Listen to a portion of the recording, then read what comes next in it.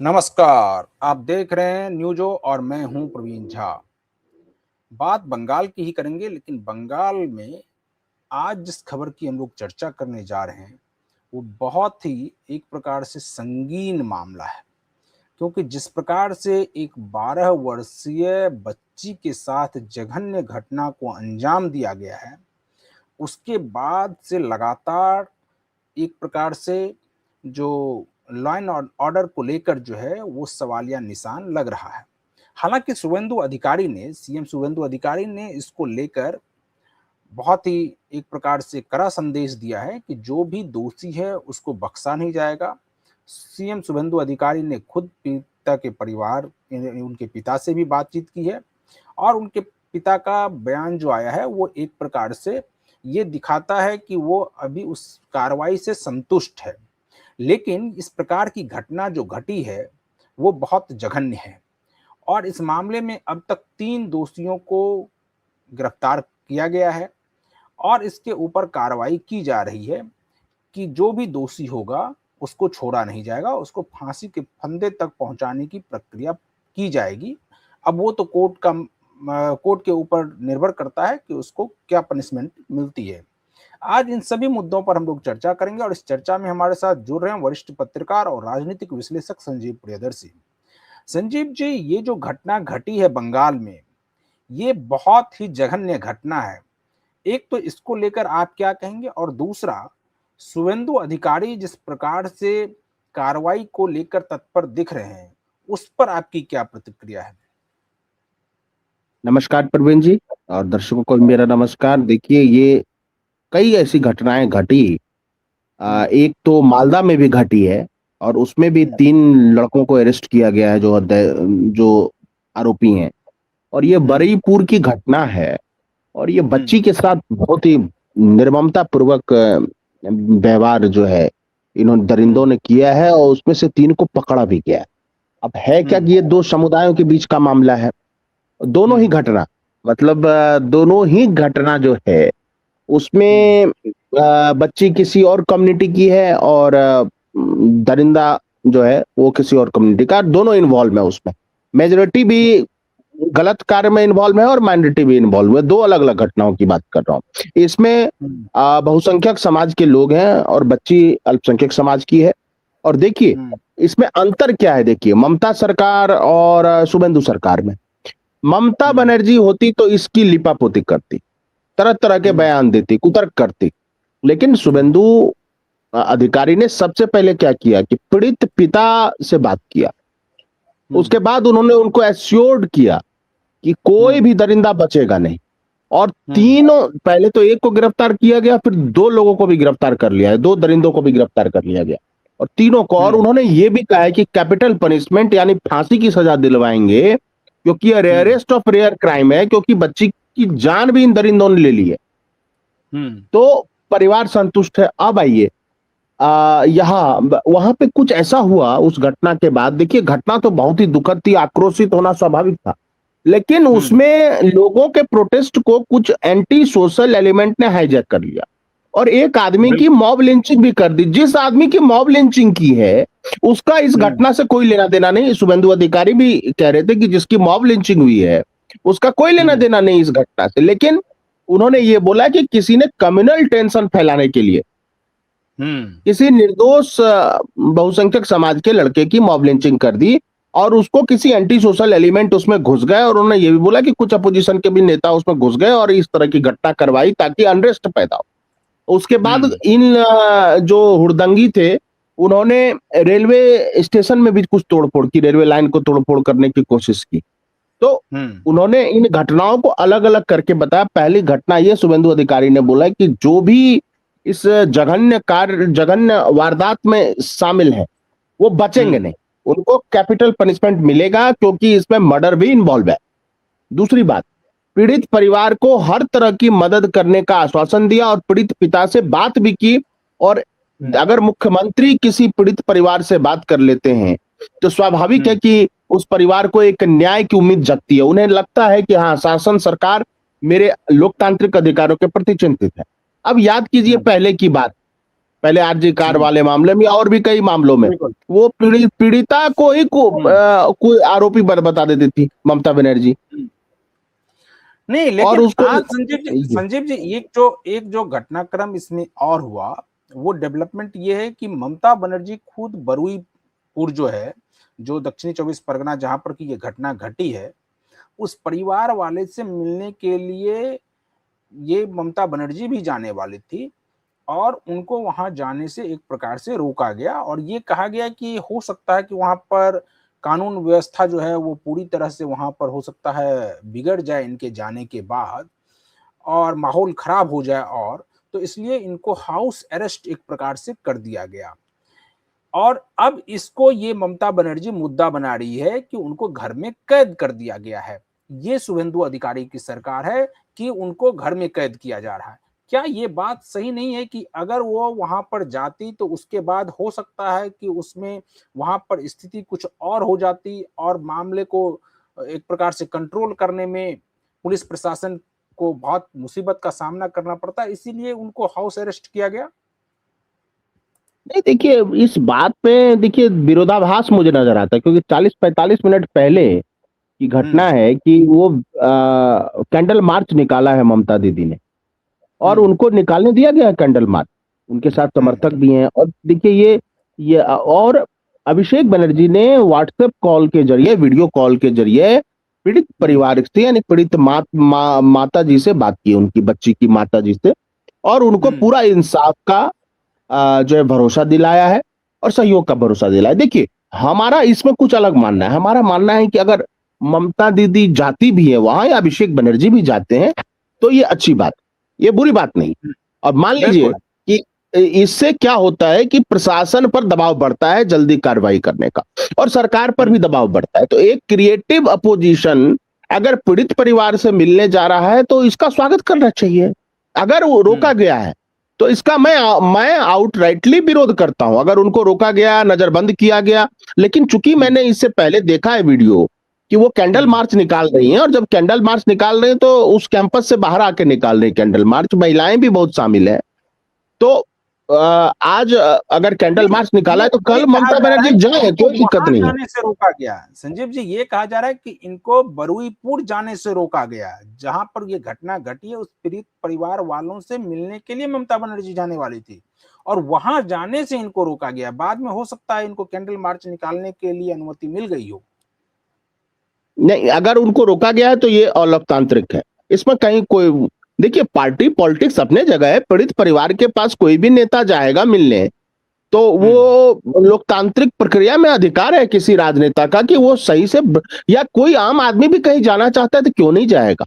मान लीजिए हुँ, कांग्रेस शासित राज्य में अगर हुँ, कोई क्राइम होता है और बीजेपी के नेताओं को भी रोक दिया जाता है, लेकिन हुँ, वो भी गलत है, और ममता बनर्जी को भी रोकना ये भी गलत है। एक बात देखिए, अभिषेक बनर्जी की बहुत तारीफ हो रही है इस मुद्दे पर कि उन्होंने जिस तरह से परिवार से बात किया, और बात हुँ, करके उनको बहुत सारे कानूनी पहलू भी बताए कि जो वीडियोग्राफी, जो पोस्टमार्टम होगा बच्ची का, तो उसको वीडियोग्राफी करना आप लोग, और हर तरह से मदद करेंगे, वकीलों की भी। तो देखिए मुझे लगता है किसी भी तरह से एक पीड़ित परिवार की मदद हो, हम लोग यही हुँ, चाहते हैं। किसी भी, कोई भी आके मदद करे, सरकार करे, हुँ, विपक्ष करे, सिविल सोसाइटी करे, आम आदमी करे, हुँ, कोई व्यापारिक संघ है वो करे, क्या इसमें हुँ, प्रॉब्लम है?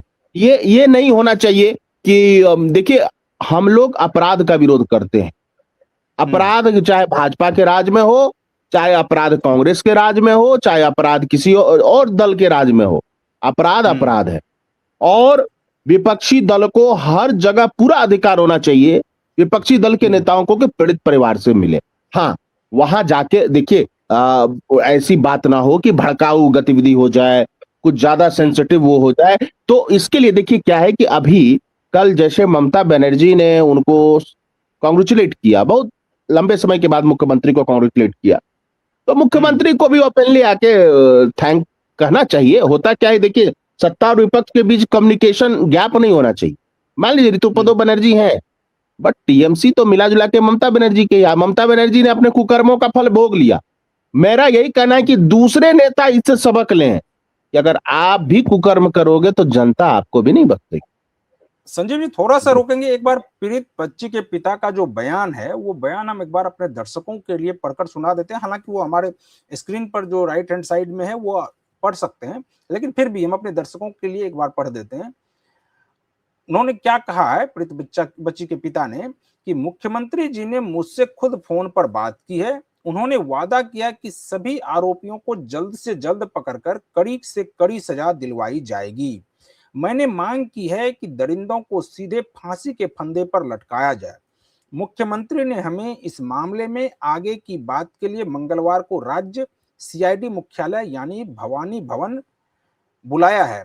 प्रशासन के अब तक के कदमों से हम संतुष्ट हैं। यानी ये कह रहे हैं जो पीड़ित बच्ची के पिता हैं, उनका ये बयान है कि अभी तक जो खास करके कार्रवाई हो रही है उससे वो संतुष्ट हैं। लेकिन अब एक सवाल कि ये जो अभी 2 दिन पहले आपने भी देखा होगा कि एक जो है वहां पर दुर्गा वाहिनी स्क्वाड का गठन एक प्रकार से मुख्यमंत्री ने किया, और उसके उसमें अब सभी महिलाएं ही बाइक पर सवार होकर सुरक्षा करेंगी। बाइक पर पुलिस जो है, पुलिस महिला पुलिस जो है वो उस बाइक के जरिए सुरक्षा करेंगी। तो क्या ये लगता है आपको कि ये एक बढ़िया कदम है मुख्यमंत्री शुभेंदु अधिकारी का, कि इससे कम से कम महिलाओं में ये उनको भरोसा होगा कि नहीं अब हमारे लिए हमारी बहनें हमारी माता जो है एक प्रकार से सड़कों पर है सुरक्षा करने के लिए? देखिए, इसके कई पहलू हैं। एक इसका पहलू ये है कि अधिकतर ये इस तरह का जो अभियान होता है वो शहरी इलाकों या कस्बाई इलाकों तक सीमित हो जाता है। लेकिन हम्म। ऐसे जो जहां से वो बच्ची मतलब डेड बॉडी बरामद हुई प्रवीण जी, वो एक तालाब है और बहुत सुनसान इलाका है। बिल्कुल। अब वहां तो जा नहीं पाएंगे, वहां हम्म। जाना मुश्किल है। दूसरी बात क्या है कि देखिए, बंगाल में लंबे समय से क्या हुआ है कि पॉलिटिकल पावर का मिसयूज करके इस तरह के क्राइम करने का ट्रेडिशन बन गया वहां पे, जो बहुत ही हम्म। गलत परंपरा है। बंगाल की संस्कृति और भारत की संस्कृति का विपरीत परंपरा है। तो हम्म। उसको कंट्रोल करने में थोड़ा टाइम लगेगा। लेकिन इसमें यह किया जा सकता है कि गांव में कमेटी बना के हम्म। लोगों को कुछ अधिकार दे दिया जाए पुलिस के तरफ से, कि मान लीजिए कोई अवैध गतिविधि हो रही है तो वो पुलिस को फोन करे तो वही वाहिनी उस नियरेस्ट गांव में तुरंत पहुंच सके। अगर ऐसा कोई मैकेनिज्म बनाते हैं तो बेहतर होगा। हम्म। दूसरी बात क्या है कि देखिए, गांव के लोगों में जागरूकता कि कोई बाहर का आदमी आ गया तो उससे आप पूछिए कौन है, या कोई गांव में ही कोई संदिग्ध। देखिए, इस तरह का जो जघन्य अपराध करते प्रवीण जी, अक्सर हम्म। हम लोग सब जानते हैं, हम लोग भी इसी समाज के हिस्से हैं, उनके गतिविधियों के बारे में लोगों को पता होता है। ये हम्म। कैरेक्टरलेस आदमी है, चाहे वो हिंदू हो मुस्लिम हो कोई भी हो, उसके हम्म। बारे में उसकी हरकतों के बारे में वहां के लोकल लोगों को पता। तो हम्म। ऐसे लोगों पर पुलिस खास निगरानी रखे, उसके लिए एक हम्म। सूचना तंत्र विकसित कर दिया जाए कि भाई गांव का कोई आदमी तुरंत गया थाने में या बीट में, कि बीट घर में गया या लोकल पुलिस का जो भी आउटपोस्ट है वहां गया और उसने बताया कि 3-4 लड़कों की गतिविधि हर समय संदिग्ध रहती है। तो उसको पुलिस अगर बुला के 2-4 बार चक्कर लगवा देगी तो मुझे लगता है ऐसी स्थिति कंट्रोल में जरूर आएगी। और हम्म। एक बात, अपराधी को ऐसी सजा मिले जिसको हम्म। सारा समाज देखे। तो एक ये होता है फियर। फियर भी लॉ एंड ऑर्डर को स्टैब्लिश करने का एक बेहतरीन माध्यम है। तो फियर ये, इन दरिंदों को फांसी की सजा हो, क्योंकि इसमें मर्डर भी इन्वॉल्व है। बच्ची बहुत ही मासूम नाबालिग बच्ची थी, उसके साथ इन हम्म। दरिंदों ने जो भी किया उसको स्वीकार नहीं किया जा सकता। और देखिए, बेटियां या जो सुरक्षा का सवाल है, वो हम्म। सत्ता और विपक्ष की बात नहीं है, वो ह्यूमन राइट्स की बात है। वो भारतीय हम्म। नागरिकों की सुरक्षा का सवाल है और उस पर कोई पार्टी पॉलिटिक्स नहीं होना चाहिए। हाँ, अपोजिशन अगर सवाल करता है तो उसको सवाल करने की आजादी होनी चाहिए, क्योंकि यही हमारे लोकतंत्र की खूबसूरती है। अपोजिशन लीडर जाएं, वहां मिले एक लोगों आखिरी से। सवाल संजीव जी, जी एक आखिरी सवाल। जी। क्या आपको लगता है कि अब शुभेंदु अधिकारी चूंकि वहां पर भारतीय जनता पार्टी की सरकार बनी है, तो क्या इसको कुछ अलग एंगल देने की भी कोशिश की गई है क्या, कि हो सकता है कि शुभेंदु अधिकारी को एक प्रकार से आ, इनकी सरकार को मतलब ये करने के लिए कि नहीं ये इनसे संभल नहीं पा रहा है, बंगाल कम से कम इनसे अब संभल नहीं पा रहा है, इसीलिए इस प्रकार की घटना को अंजाम दिया गया और फिर उससे एक माहौल क्रिएट करने की कोशिश की गई है?